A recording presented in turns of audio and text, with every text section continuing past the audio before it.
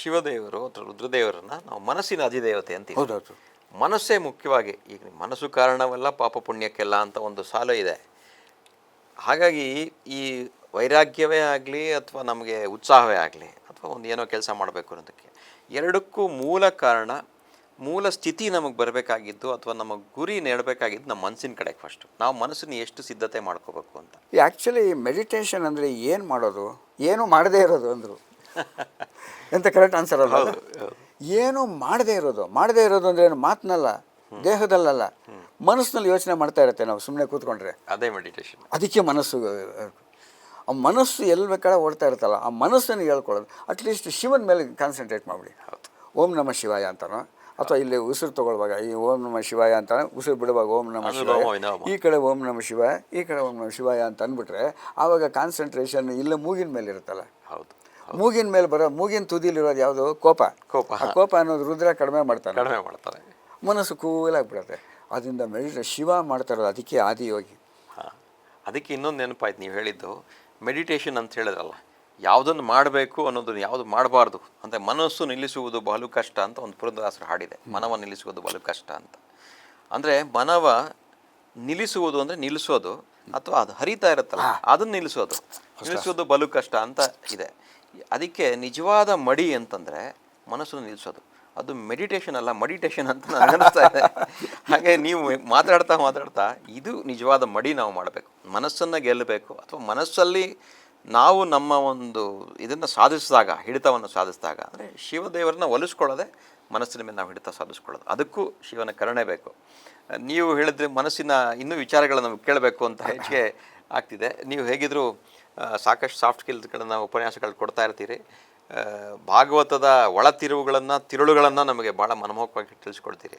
ಮನಸ್ಸೇ ಪ್ರಧಾನವಾಗಿ ಇಟ್ಕೊಂಡಿರೋದ್ರಿಂದ ಶಿವನ ಪರಿವಾರನ ಮಾತಾಡಬೇಕಿದ್ರೆ ಇನ್ನೂ ಹೆಚ್ಚಿಗೆ ತಮ್ಮ ಮನಸ್ಸಿನ ವಿಚಾರಗಳನ್ನು ತಿಳಿಸ್ಕೊಡಿ ಅಂತ ನಾನು ಕೇಳ್ಕೊತಿದ್ದೀನಿ. ಕರೆಕ್ಟಾಗಿ ಭಾಳ ಚೆನ್ನಾಗಿ ಹೇಳಿದ್ರಿ ನೀವು. ಈ ಮನಸ್ಸನ್ನು ಕಂಟ್ರೋಲ್ ಮಾಡೋಕ್ಕೆ ಋಷಿಗಳು ಎಷ್ಟೆಷ್ಟೋ ತಪಸ್ಸುಗಳು. ವಿಶ್ವಾಮಿತ್ರ 4 ದಿಕ್ಕುಗಳೆಲ್ಲ ಹೋಗಿ ಸಾವಿರಾರು ಮಾಡೋದಂತೆ.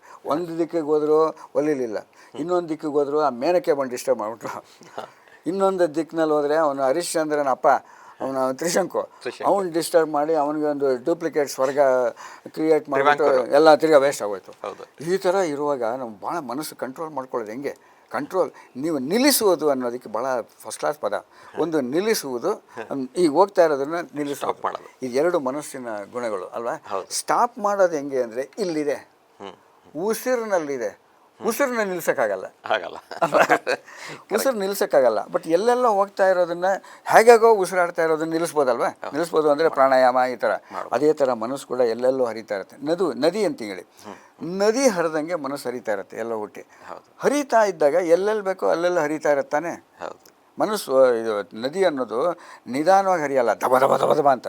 ಅದಕ್ಕೆ river is always in a hurry ಅಂತ ಹೇಳೋದು. ಕರೆಕ್ಟ್. ಒಂದು ಹಿಂಗೆ ಹೋಗ್ತಾ ಇರುತ್ತೆ, ಅದಕ್ಕೆ ಏನು ಮಾಡ್ತಾರೆ? ಡ್ಯಾಮ್ ಕಟ್ಟೋದು, ಹಿಂಗೆ ಮಾಡೋದು, ಯಾಕಂದರೆ ಬೇಕೋ ಹಿಂಗೆ ಮಾಡ್ತಾರಲ್ಲ. ಹಾಗೆ ಮನಸ್ಸನ್ನು, ಥಾಟ್ಸ್ನ ನಿಲ್ಸೋಕ್ಕಾಗಲ್ಲ, ಆದರೆ ಚಾನಲೈಸ್ ಮಾಡ್ಬೋದು. ಕರೆಕ್ಟ್. ಯಾವ ಡೈರೆಕ್ಷನಲ್ಲಿ ಹೋಗಬೇಕು ಅಂತ ಇಟ್ಕೊಂಡ್ರೆ ಹೋಗಲಿ, ನಲ್ಲಿಲಿ ಮನವನ್ನು ನಿಲ್ಲಿಸೋದ್ರಿಂದ ಹರ್ಕೊಂಡು ಹೋಗ್ತಾ ಇರಲಿ, ಬಟ್ ಈ ಡೈರೆಕ್ಷನಲ್ಲಿ ಹೋಗಲಿ. ಈ ಡೈರೆಕ್ಷನ್ ಬೇಡ, ಈ ಡೈರೆಕ್ಷನ್ ಬೇಡ. ಸ್ವಾಮಿ ವಿವೇಕಾನಂದರು ಮೆಡಿಟೇಷನ್ ಮಾಡ್ತಾರೋ ಒಂದ್ಸರಿ ಹೇಳಿದ್ರು, ಕೂತ್ಕೊಂಡಿದ್ದಾಗ 20 ನಿಮಿಷ ಮೆಡಿಟೇಷನ್ ಮಾಡ್ತಾ ಇದ್ದಾಗ ಒಂದು 5 ನಿಮಿಷ ಬಿಟ್ಬಿಡೋದು ಎಲ್ಲೆಲ್ಲೋ. ಏನು ಬೇಕಾದ್ರೆ ಎಲ್ಲಿ ಬೇಕಾದ್ರೆ ಹೋಗಪ್ಪ ನೀವು, ಮಲ್ಲೇಶ್ವರ, ರಾಜಾಜಿನಗರ, ಬಸವನಗುಡಿ, ಮೈಸೂರು, ಬೆಂಗಳೂರು, ಶಿವಮೊಗ್ಗ, ಗುಲ್ಬರ್ಗ, ಎಲ್ಲಿ ಬೇಕಾದ್ರೆ ಬಿಟ್ಬಿಡೋದು.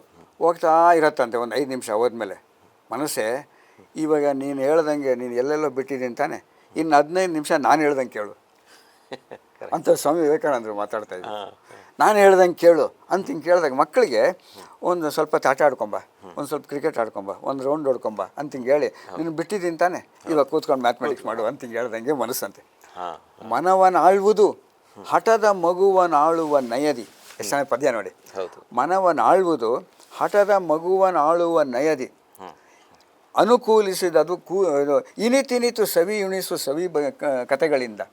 ಅನುಕೂಲಿಸೋದು ಬರಿಯ ಕೂಗು ಬಡಿತಗಳಿಗದು, ಇನಿತಿತ್ತು ಮರೆ ಸಿನಿತ ಮಂಕುತಿಮ್ಮ. ಮನವನ್ನು ಆಳುವುದು ಹೆಂಗೆ ಅಂದರೆ ಹಠದ ಮಗುವನ್ನು ಆಳುವ ನಯದಿ. ಹಠದ ಮಗು ಇರುತ್ತೆ, ಕೂತ್ಕೊಳ್ಳಲ್ಲ, ಓದಲ್ಲ, ಹಿಂಗೆ ಹಠದ ಮಗುವನ್ನು ಆಳುವ. ಅವಾಗೇನು ಮಾಡ್ತಾರೆ? ನಯದಿ. ಎಷ್ಟು ಪದ. ಕರೆಕ್ಟ್. ಇನಿತಿನಿತು ಸವಿ ಉಣಿಸು ಸವಿ ಕತೆಗಳಿಂದೆ. ಒಳ್ಳೊಳ್ಳೆ ವಿಚಾರಗಳನ್ನ ಹೇಳ್ತೀನಿ, ನೋಡಪ್ಪ ಹಿಂಗೆ ಓದ್ಕೋ, ನೋಡಿ ಅವನಿಗೆ ನಿಮ್ಮ ಫ್ರೆಂಡ್ ಸತೀಶ್ ಹೆಂಗೆ ಪಾಸ್ ಮಾಡ್ದೆ, ನೋಡಿ ನಿನ್ನ ಪಕ್ಕದ ಮೇಲೆ ರಮ್ಯ ಎಷ್ಟು ಚೆನ್ನಾಗಿ ಓದಿರ್ಲು, ನೀನು ರ್ಯಾಂಕ್ ತೊಗೋಬೇಡವಾ, ನೀನು ಚೆನ್ನಾಗಿ ಓದಬೇಡವಾ, ಹಿಂಗೆಲ್ಲ ನೋಡಿ ಗೋಲ್ಡ್ ಮೆಡಲ್ ತೊಗೊಳ್ಳೋ, ಈ ಥರದ್ದು ಇನಿತಿನಿತು ಸವಿ ಉಣಿಸು ಸವಿ ಕತೆಗಳ ಹಿಂದೆ. ಅನುಕೂಲಿಸೋದು ಬರಿಯ ಕೂಗು ಬಡಿತಗಳಿದು. ಹಠಯೋಗ ಅಂತ ಮಾಡ್ತಾರಲ್ಲ ಕೆಲವರು, ಇದನ್ನು ಒಂದು ಕಾಲಲ್ಲಿ ನಿಂತ್ಕೊಳ್ಳೋದು, ಉಪವಾಸ ಮಾಡೋದು, ಎಲೆ ತಿನ್ಕೊಂಡ್ರು, ನೀರು ತಿನ್ಕೊಂಡು, ಈ ಥರದ್ದೆಲ್ಲ ಇರುವಂಥದ್ದು. ಅನುಕೂಲಿಸೋದು ಬರಿಯ ಕೂಗು ಬಡಿತಗಳಿಗದು. ಇನಿತಿತ್ತು ಮರೆ ಸೀನಿತ ಮಂಕುತಿಮ್ಮ. ಇದು ಮನಸ್ಸು.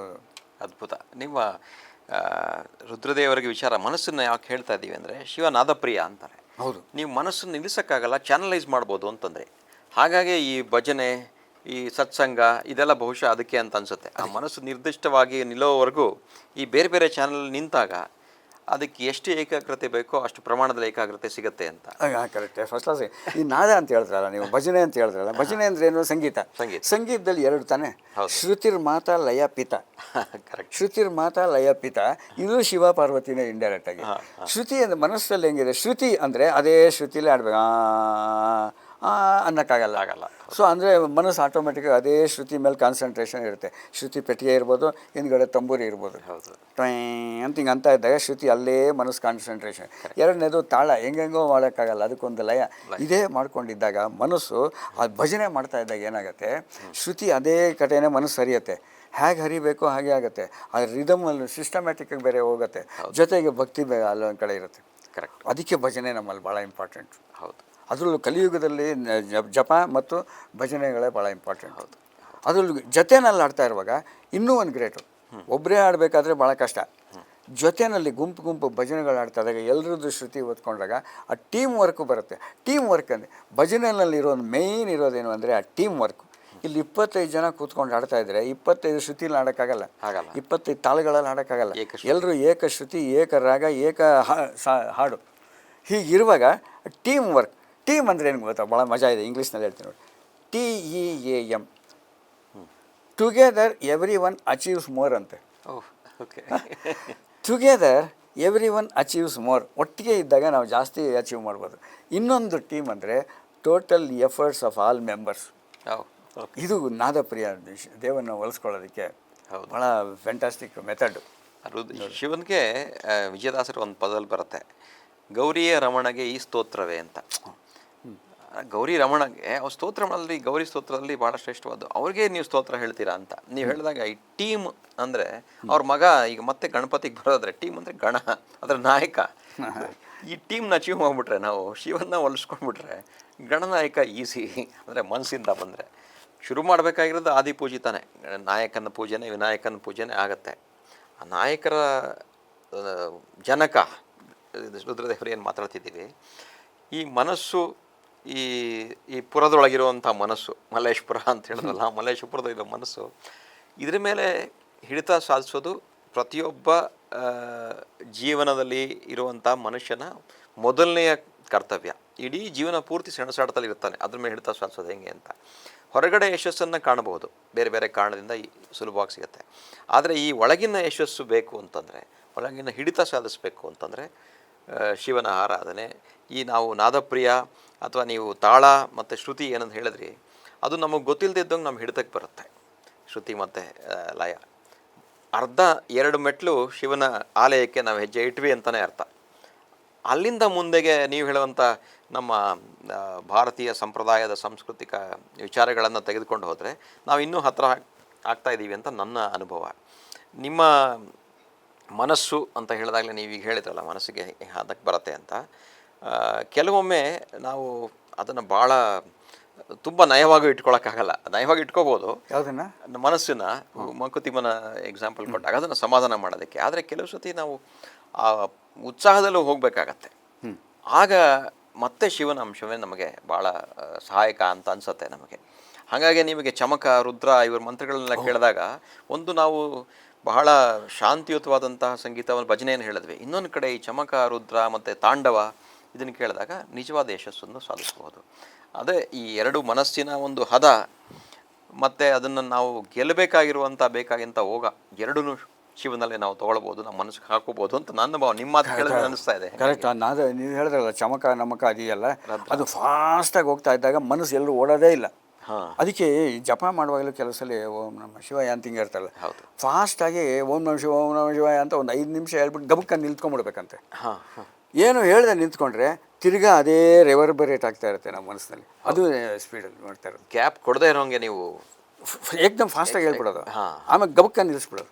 ಹೌದು, ನಿಲ್ಲಿಸಿದ ತಕ್ಷಣ ತಿರ್ಗಾ ಅದೇ ನಮಗೆ ಎಕೋ ಬರ್ತಾ ಇರುತ್ತೆ ಅದು. ಕರೆಕ್ಟ್. ಅದಕ್ಕೆ ಇವಾಗ ನೀವು ನಮಕ ಚಮಕ ಅದೆಲ್ಲ ಬರ್ತಾರೆ. ಅದಕ್ಕೆ ನೋಡಿ ಎಷ್ಟು ಚೆನ್ನಾಗಿದೆ ಈ ಸಾಲು ಸಾಹಿತ್ಯ. ಹಿಂದಿನವರು ಬರೆದಿರೋದು ಪ್ರತಿಯೊಂದು ಸಾಲಿನಲ್ಲಿ ಅರ್ಥ ಇದೆ. ಅಂದರೆ ಮನಸ್ಸು ಕೊಡು ಹರಿಯಲ್ಲಿ ಶಂಭೋ, ತೈಲಧಾರೆಯಂತೆ ಮನಸ್ಸು ಕೊಡು ಹರಿಯಲ್ಲಿ. ಅಂದರೆ ಅಲ್ಲಿ ಕಟ್ಟೆ ಆಗಲ್ಲ ತೈಲಧಾರೆಯಲ್ಲಿ. ಆ ಕೈಲಾಸವಾಸ ಗೌರೀಶ ಈಶ ಏನು ಹಾಡು ಬರೆದಿದ್ದಾರೆ, ಮನಸ್ಸು ನಮಗೆ ಕೊಡಬೇಕಾದ್ರೆ ಈ ಜಪ ತಪ ರುದ್ರ ಚಮಕ ನಮ್ಮ ಪಠಣ ಸ್ತೋತ್ರ ಪಾರಾಯಣ ಎಲ್ಲವೂ ನಿರಂತರವಾಗಿ ಇದ್ದಾಗ ನಾವು ಶಿವನಲ್ಲಿ ಭಕ್ತಿ ಮಾಡೋದಕ್ಕೆ ಸಹಾಯಕ ಅಂತ ಅನಿಸುತ್ತೆ. ಇವತ್ತು ಇಷ್ಟೊತ್ತರೆಗೂ ನೀವು ಮಾತುಕತೆಗಳು ಕೇಳಿದ ಮೇಲೆ ಮನಸ್ಸಿಗೆ ನಿಮ್ಮ ಮಾತು ಹತ್ತಿರ ಆಯಿತು, ಶಿವನೂ ಹತ್ತಿರ ಆಗ್ತಾ ಇದ್ದಾರೆ ಮನಸ್ಸಿಗೆ. ಇದು ನಿಜವಾದ ಮನಸ್ಸಿನ ಮಾತು ಅಂತ ನನಗನ್ಸುತ್ತೆ. ಈ ಕಾರ್ಯಕ್ರಮದಲ್ಲಿ ಸಮರೈಸ್ ಆಗಿ ನೀವು ಕನ್ಕ್ಲೂಡ್ ಮಾಡಿದ್ರೆ. ಸಮರೈಸ್ ಅಂದರೆ ನಾವು ಶುರು ಮಾಡಿದ್ದು ಯಾರಿಂದ? ಗಣೇಶನಿಂದ. ಗಣೇಶ ಅಂತ ನೀವಾಗಲೇ ಹೇಳಿದ್ರಿ, ಗಣನಾಯಕ ಅಂತ. ಹೌದು. ಗಣ ಅಂದರೆ ಏನು? ನಾವೆಲ್ಲ ಜನಗಳೇ ಗಣಗಳು ಅಲ್ವಾ? ನಮಗೆ ನಾಯಕ. ಈ ನಾಯಕ ಅಂದರೆ ಹೆಂಗೆ? ಲೀಡರ್ ಅಂದರೆ ಹೆಂಗೆ? ಇವನು ನಾಯಕ ಲೀಡರ್ ಅಲ್ಲ, ಇವನು ಲೀಡರ್ ಅಲ್ಲ ಅಂತ ಹಿಂಗೇನೇನೋ ಹೇಳೋ ಒಂದು 25 ಹೇಳೋದಲ್ಲ. ಹಾಗಾದರೆ ಯಾರು? ಇಲ್ಲ ಅಂತ ಹೇಳ್ಬಿಟ್ರೆ ಯಾರು ಅಂತ ಹೇಳ್ಬೇಕು ತಾನೆ. ಹೌದು. ಇಲ್ಲ ಇದಿಲ್ಲ ಅದಿಲ್ಲ ಅಂತಂದರೆ ಏನಿದೆ ಅಂತ ಹಿಂಗೆ ಕೇಳ್ಬೇಕು. ನಾವು ಹೋಟ್ಲಿಗೆ ಹೋದಾಗ ಕೆಲವರು ಇಡ್ಲಿ ಇದೆಯಾ? ಇಲ್ಲ. ಇದೇ ಇದೆಯಾ? ಮತ್ತು ಏನಿದೆಯಪ್ಪ? ಹೌದು ಅಂತ ಕೇಳ್ತೀವಲ್ಲ. ಸೊ ಅದಕ್ಕೆ ಲೀಡರ್ ಅಂದರೆ ಹೆಂಗೆ ಅಂತ ನೋಡಿ. ಪದ ಎಷ್ಟು ಚೆನ್ನಾಗಿ ಇಂಗ್ಲೀಷ್ ಪದ, LEADER. ಕರೆಕ್ಟ್. 6 ಅಕ್ಷರದ ಪದಗಳ. ಹೌದು. ನಿಜವಾದ ಲೀಡರ್ ಹೆಂಗೆ ಕ್ವಾಲಿಟೀಸ್ ಇರಬೇಕು ಅಂದರೆ, ಎಲ್ ಅಂದರೆ ಲಿಬರೇಟರ್, ಓಹ್, ಅಂದರೆ ವಿಮೋಚಕ. ಕಷ್ಟ ಸುಖ ಏನೇ ಬಿಡುಗಡೆಗೊಳಿಸೋದು, ವಿಮೋಚನೆ ಮಾಡೋದು, ಎಲ್ಲ ರೀತಿಯಿಂದ ವಿಮೋಚನೆ ಮಾಡೋದು ಲಿಬರೇಟರ್, ಲೀಡರ್. ಈ ಅಂದರೆ ಎಂಪವರರ್, ಕೊಡೋದು. ನಿಮ್ಮ ಕೈಲಾಗತ್ತೆ, ಯು ಕ್ಯಾನ್ ಡೂ ಇಟ್ ಮಾಡಿ ಅಂತ ಹಿಂಗೆ ಕೊಡಿಸೋದು. ಎಂಪವರ್ಮೆಂಟ್ ಎಲ್ಲ ಅವನೇ ಇಟ್ಕೊಂಡಿರೋದಲ್ಲ, ಇನ್ನೊಬ್ರು ಕೊಡೋಕೆ ಬಿಡೋದು. ಬಿಟ್ಬಿಡಿ ಅವ್ರು ಮಾಡ್ತಾರೆ. ನಮ್ಮ ವಯಸ್ಸಿನ ವೈರಾಗ್ಯದಲ್ಲಿ ಅದೇ ಹೇಳ್ತಾರಲ್ಲ, ಇನ್ನೂ ಎಷ್ಟು ದಿವಸ ನೀವು ಬಿಗಿದ ಕೈ ತಗಲಾಕೊಂಡಿರ್ತೀರ, ಇನ್ನೂ ಎಷ್ಟು ದಿವಸ ನೀವೇ ರೇಷನ್ ತೊಗೊಂಬ, ಬಿಡಿ ಮಕ್ಕಳು ಮಾಡ್ಕೊಳ್ತಾರೆ ಅಂತ ಹಿಂಗೆ ಹೇಳ್ತೀವಲ್ಲ. ಎಂಪವರ್ಮೆಂಟ್. ಎ ಅಂದರೆ ಆಕ್ಸಲರೇಟರ್, ಅಂದರೆ ಸ್ಪೀಡು. ಏನೋ ಒಂದು ನಡೀತಾ ಇರುತ್ತೆ, ಅದನ್ನು ಹಿಂಗೇ ನಡೀತಾ ಇದ್ರೆ ಆಗಲ್ಲ. ಯಾಕೆಂದರೆ ಆಯುಸ್ ಎಷ್ಟಿದೆ ನಮಗೆ ಗೊತ್ತಿಲ್ವಲ್ಲ. ಸ್ಪೀಡಪ್ ಆಕ್ಸಲರೇಟ್ ಮಾಡೋದು. LEA. ಡಿ ಅಂದರೆ ಡೆಡಿಕೇಟರ್, ಕಾಯ ವಾಚ ಮನಸ ತನು ಮನ ಧನ ಏನಿದೆಯೋ ಅದನ್ನೆಲ್ಲದನ್ನು ಸಮರ್ಪಣೆ ಮಾಡ್ಕೊಂಡು ಹೋಗ್ತಾರೆ. ಇನ್ನೊಂದು ಇ ಅಂದರೆ ಎಕ್ಸ್ಪ್ಲೋರರ್, ಹೊಸ ಥರ ಮಾಡಿದ್ದನ್ನೇ ಮಾಡ್ತಾ ಇರೋದ್ರೆ ಬೋರ್ ಹೊಡೆದು ಬಿಡುತ್ತೆ. ಅನ್ವೇಷಣೆ ಹೊಸ ಅನ್ವೇಷಣೆ ಮಾಡೋ ಅಂಥವ್ರು, ಈ ಗುಣಗಳಿರುವಂಥವನೇ ನಿಜವಾದ ಲೀಡರ್. LEADE ಆಯ್ತಲ್ಲ. ಹಾಗಾದ್ರೆ ಆರ್ ಇದೆಯಲ್ಲ, ಈ ಎಲ್ಲ ಗುಣಗಳಿರುವಂಥವನೇ. ಆರ್ ಅಂದರೆ ರೋಲ್ ಮಾಡೆಲ್. ಅವನು ನಮ್ಮ ನಾಯಕ, ವಿನಾಯಕ, ಆದರ್ಶ ನಾಯಕ. ಭಾಳ ಅದ್ಭುತವಾಗಿತ್ತು ಸರ್, ಭಾಳ ಅದ್ಭುತವಾಗಿತ್ತು ಇವತ್ತಿನ ಕಾರ್ಯಕ್ರಮ. ನಾವು ಆದಿಪೂಜದಿಂದ ಶುರು ಮಾಡಿ ಶಿವದೇವರನ್ನು ಸ್ಮರಣೆ ಮಾಡಿ ಮತ್ತೆ ಮನಸ್ಸಿಗೆ ಬಂದಾಗ ನೀವು ಹೇಳುವಂಥ ಎಷ್ಟೋ ಉದಾಹರಣೆಗಳು, ಮಂಕುತಿಮ್ಮನ ಕಗ್ಗ ಆಗಿರಲಿ ಅಥವಾ ನಮ್ಮ ಪುರಾಣದ ಎಷ್ಟೋ ಸೂಕ್ತಗಳಾಗಿರಲಿ, ಮತ್ತು ಇಂದಿನ ಕಾಲದಲ್ಲಿ ನಡೆಯುವಂಥ ಅನೇಕ ಸನ್ನಿವೇಶಗಳನ್ನು ತೆಗೆದುಕೊಂಡು ಹಂಸೇ ಧ್ವನಿ ಎಲ್ಲರೂ ಹೇಳಿದ್ರಲ್ಲ, ಅದು ಬಹಳ ನಮಗೆ ಅಪ್ಯಾಯಮಾನ ಅನಿಸುತ್ತೆ ಈಗಿನ ಜನಗಳಿಗೆ. ಅದಕ್ಕೆ ನಾವು ಯಾವಾಗಲೂ ವೈವಿಗುಂಡ್ರ ಅವ್ರನ್ನ DVG ಹೇಗಿದ್ದಾರೆ, ಕನ್ನಡದ ಭಗವದ್ಗೀತೆ DVG, ಮಂಕುತಿಮ್ಮ ಹೇಗಿದೆ ಅಂದರೆ, ನಮಗೆ ಈ ಥರ ವಿಚಾರಗಳಿಗೆ ನಮ್ಮ YVGನೇ ನಮಗೆ DVG ಅಂತ. ಹಾಗಾಗಿ ಈ ವಿಚಾರಗಳನ್ನು ನಾವು ಹಾಸ್ಯವಾಗಿ ನಾವು ಎಷ್ಟು ವಿಚಾರಗಳನ್ನ ತಿಳ್ಕೊಂಡ್ವಿ, ಆದರೆ ಇದು ನಮ್ಮಲ್ಲಿ ನಿರಂತರವಾಗಿ ಚಿರಂತನವಾಗಿ ನಮ್ಮ ಮನಸ್ಸಲ್ಲಿ ಉಳಿಯುವಂಥ ಅಂಶಗಳನ್ನು ಇಷ್ಟೇ ಸುಲಲಿತವಾಗಿ ಸರಾಗವಾಗಿ ಸುಲಭವಾಗಿ ನಮ್ಮ ಮನಸ್ಸಿಗೆ ಆಧ್ಯಾತ್ಮಿಕ ಅಂಶಗಳನ್ನು ತೆಗೆದುಕೊಂಡಾಗ ಅದು ಪೂರ್ತಿಯಾಗಿ ನಮ್ಮ ಮನಸ್ಸನ್ನು ಮತ್ತು ದೇಹವನ್ನು ಆವರಿಸುತ್ತೆ. ಯಾಕೆಂದರೆ ಕೆಲವು ಮಂತ್ರಸ್ತೋತ್ರಗಳು ಮನಸ್ಸಿಗೆ ಬೇಕಾಗಿಲ್ಲ, ಹಾಗೆ ಬಂದ್ಬಿಡುತ್ತೆ ಬಾಯಿಗೆ. ಕೇಳ್ತಾನೆ ಬಾಯಿಗೆ ಮನನ ಮಾಡಿದ ಕೂಡಲೇ, ಪಠಣ ಮಾಡಿದ ಕೂಡಲೇ ಅದು ಮತ್ತೆ ವಾಪಸ್ ಬರುವಂಥ ಒಂದು ಅಭ್ಯಾಸ ನಮ್ಮ ದೇಹಕ್ಕೆ ತಾನಾಗಿದೆ. ಈ ದೇಹದ ಒಳಗಿರುವ ಮನಸ್ಸಿನ ಅಧಿದೇವತೆ ಶಿವನ ಪರಿವಾರವನ್ನು ನಾವು ಇಲ್ಲಿ ಒಂದು ವಿಷಯವಾಗಿ ತೆಗೆದುಕೊಂಡು ತಮ್ಮೆಲ್ಲರಿಗೂ ಒಂದು ಒಳ್ಳೆಯ ವಿಚಾರವನ್ನು ಮುಟ್ಟಿಸುವಂಥ ಒಂದು ಪ್ರಯತ್ನ ಮಾಡಿದ್ದೀವಿ. ನೀವು ಕೇಳಿ ಸಂತೋಷ ಆಗಿದ್ದೀರಾ ಅಂತ ನಾವು ಅಂದ್ಕೊಂಡಿದ್ದೀವಿ. ಇನ್ನೂ ಹೆಚ್ಚು ಹೆಚ್ಚು ಕಾರ್ಯಕ್ರಮಗಳು ಶ್ರೀ ವೈ ವಿ ಗುಂಡ್ರಾವ್ ಅವರು ನಮ್ಮಲ್ಲಿ ಬಂದು ನಡೆಸ್ಕೊಡ್ಬೇಕು. ಇದು ಮೊದಲನೇ ಕಾರ್ಯಕ್ರಮ, ಮನಸ್ಸನ್ನೇ ತೆಗೆದುಕೊಂಡು ಮಾಡೋದಂಥ ವಿಚಾರ. ಮುಂದೆ ಅನೇಕ ವಿಚಾರಗಳನ್ನು ನಮ್ಮ ಮನಸ್ಸು ವಿಕಾಸಗೊಳ್ಳುವಂಥ ಮತ್ತು ನಮ್ಮ ಪುರ ವಿಕಾಸ ಆಗುವಂಥ ಮತ್ತು ನಮ್ಮ ಸಂಸ್ಕೃತಿ ವಿಕಾಸವಾಗುವಂಥ ವಿಚಾರಗಳನ್ನ ಮಾತಾಡೋಣ ಅಂಥೇಳಿ ನಮ್ಮ ನಂದಿವಾಹಿನಿ ಪರವಾಗಿ ಎಲ್ಲರ ಪರವಾಗಿ ನಾನು ನಿಮಗೆ ವಂದನೆಗಳು ಹೇಳ್ತಾ ಇದ್ದೀನಿ ಸರ್. ನಮಸ್ಕಾರ. ನಮಸ್ಕಾರ.